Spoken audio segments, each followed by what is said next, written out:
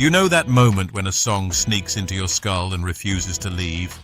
Like an uninvited guest who raids your fridge and critiques your decor? That's Another Brick in the Wall by Pink Floyd for you. A track that's been echoing through classrooms, protests, and dodgy karaoke nights for decades. It's the kind of anthem that makes you question every authority figure you've ever met, from that smug geography teacher to the bloke who invented parking tickets. But beneath those chanting kids and that hypnotic bass line lies a saga of personal grudges, band brawls, and enough cultural chaos to fill a stadium. Stick around because we're about to unearth the gritty origins, the hidden barbs in those lyrics, and why this tune still has us all building our own little fortresses of solitude. Let's rewind to the ignition point, where this bricklaying masterpiece sparked into life. Roger Waters, Pink Floyd's brooding bassist and resident wordsmith, didn't just pull another brick in the wall out of thin air like some psychedelic magic trick. No, this was born from the scars of his own childhood in post-war Britain. Picture young Roger, a lad who'd lost his dad Eric Fletcher Waters in the bloody mess of World War II, shot down in Italy when Roger was just 5 months old. That loss was the first brick, a gaping hole in his world that his overprotective mum tried to plaster over with smothering love. But school? Oh, that was the real hammer blow. At the Cambridgeshire High School for Boys, Waters endured teachers who ruled with sarcasm sharper than a switchblade and discipline that bordered on sadistic. One particularly nasty piece of work, a Mr. G perhaps, inspired lines like, "Dark sarcasm ought to be taught in schools."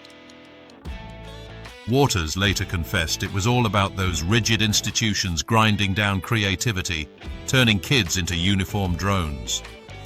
"We don't need no education," he belts out in part 2. But it's not just a teen rebel yell. It's a full-throated roar against thought control, where teachers expose their psychopathic wives to ridicule at home after a day of bullying. And get this, the song's divided into 3 parts like a tragic opera in miniature.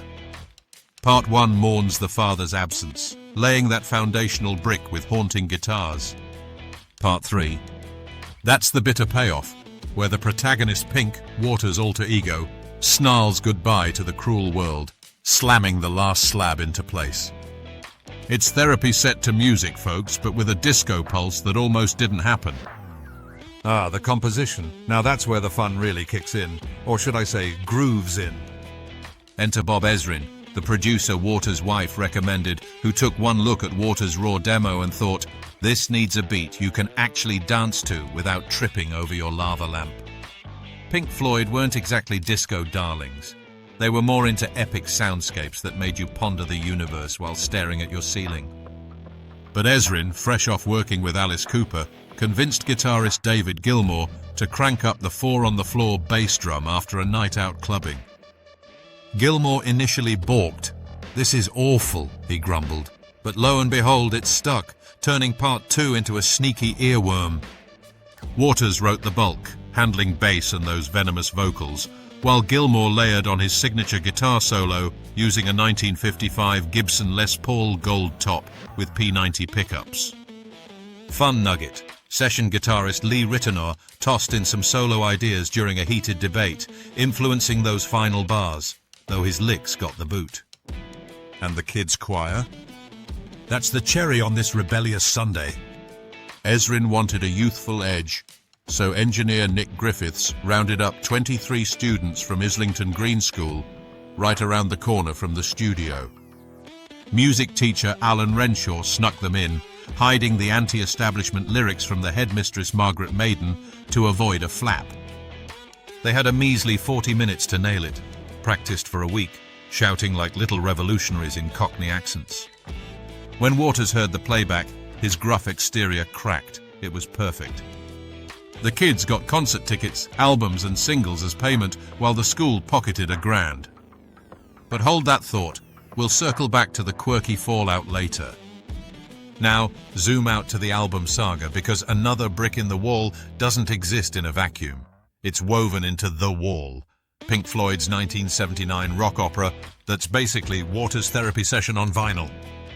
The whole thing stemmed from an infamous 1977 tour meltdown in Montreal, where Waters, fed up with rowdy fans, spat on one poor sod in the front row. That moment crystallized his alienation, birthing the idea of a literal wall between band and audience. Fast forward to production. The band was a powder keg. Financial woes from dodgy investments had them fleeing Britain as tax exiles. Waters to Switzerland, Gilmour to the Greek islands, drummer Nick Mason to France, and keyboardist Richard Wright, well, he was on thin ice. Sessions were a battlefield. Waters dominated like a general, clashing with everyone. Ezrin mediated, expanding Waters' 90-minute demo into a full-blown narrative about Pink's descent into isolation. But Wright? His marriage was crumbling, his contributions zilch. He even cut a holiday-short refusal that got him sacked mid-album. Waters fired him in a fit, though Wright finished as a hired gun and oddly profited from the tour, while the others lost fortunes. Gilmour and Waters butted heads over arrangements like on Comfortably Numb, settling disputes over restaurant dinners that probably involved more wine than wisdom. Mason's drums were spliced together like a Frankenstein rhythm section because the band rarely jammed in the same room. Amid all this, orchestral swells from Michael Kamen and choirs from New York added epic flair, but the vibe was toxic. The Wall dropped as a double album, clocking in at 81 minutes of brooding genius, with our song trilogy anchoring the story. Part 1 kicks off the building after Daddy's war death, Part 2 piles on school trauma, and Part 3 seals the deal with a furious farewell. Launch drama? Oh, plenty. The album hit shelves amid whispers of excess, over 30 million sold eventually, but the single for Part 2, that was Ezrin's sneaky edit, extending verses against the band's no-singles policy. They relented, and bam, it rocketed out in November 1979, just in time to stir the pot. Speaking of stirring, let's trace this brick's ascent to legend status, where it didn't just climb charts, it conquered them like a psychedelic Napoleon. Part 2 shot to #1 in the UK, holding the Christmas top spot and kicking off the 80s with a bang, Pink Floyd's first UK single in over a decade. Across the pond, it ruled the Billboard Hot 100 for weeks, selling over 4 million copies worldwide and topping lists in 14 countries. Year-end tallies had it as the biggest in Canada and Switzerland, second in the US and Germany. Certifications piled up, platinum in the UK, US, Italy, gold in France, you name it. But fame's a double-edged sword.